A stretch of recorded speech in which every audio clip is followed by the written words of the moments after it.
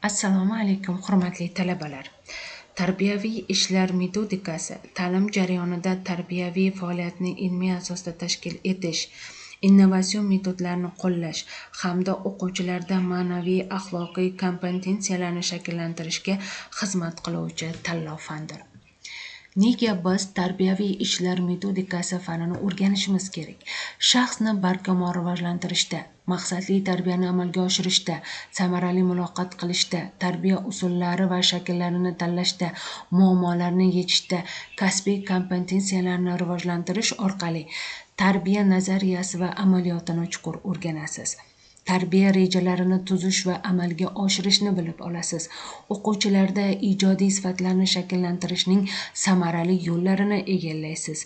Jamiyat taraqqiyotida munosib hissa qo'shuvchi mutaxassis bo'lasiz. Pedagog sifatida nufuzingizni oshirasiz.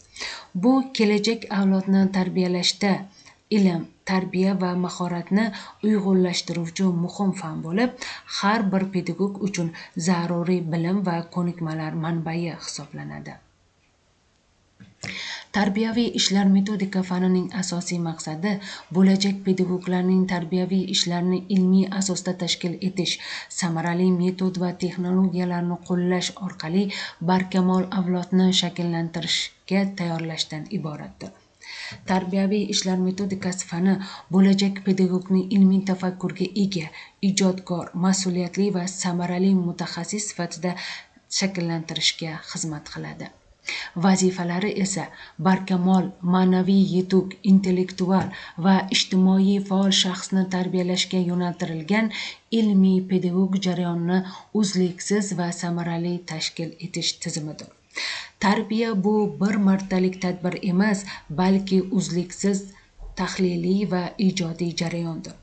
Ilm, metod, tajriba, natija hamda rivojlanish uzvilikda yuksaladigan tarbiyadir. Tarbiyani yaratuvchi bu kuchdir. Talabalar tarbiyaviy ishlar metodika fani orqali quyidagi kompetensiyalarni egallaydilar: bilim, ko'nikma hamda malaka.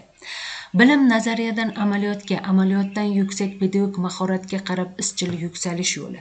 Ko'nikma pedagog jarayonini loyihalash, tarbiyaviy ishlarni samarali tashkil etish va amaliy ko'nikmalarni rivojlantirishdan iborat. Malaka esa pedagog mahoratni takomillashtirish, ijodkorlikni rivojlantirish va kasbiy kompetentlikka erishishdir. Bilim poydevor bo'lsa, ko'nikma taraqqiyotdir. Malaka esa mukammallikdir. Ularning uyg'unligi kasbiy kamolot garovidir. Tarbiya 3 narsaga ehtiyoj sezadi: iste'dodga, ilmga va mashqqa. Tarbiyaviy ishlar metodikasi fani o'qituvchi shunchaki bilim beruvchi emas, u millatning ma'naviy va intellektual kelajagini quruvchi, o'tmish va kelajakni bog'lovchi ko'prikdir. Bugungi tarbiya ertangi jamiyat poydevoridir. Har bir o'qituvchi kelajak me'moridir.